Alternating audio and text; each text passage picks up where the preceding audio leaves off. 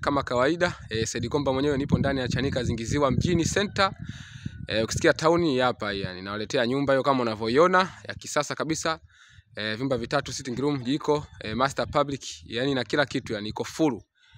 Yani ukinunua unaingia tunaishi hapo. Umeona iko safi kabisa, mtaa hapo wa Kishua wa Kidoni. Ipo safi kabisa. Umeona kazi hiyo? Jipate kwa shilingi milioni 28 tu. Hatunaga bei. Ukitaka mazungumzo usiogope mteja, kimbilia fursa hiyo. Yani upo kwenye mtaa Kishua kabisa, umeona milioni 28. Mji kama unavyoona, umeona majirani wapo yani kila kona yani kila mtaa, nyumba za Kishua kabisa yani.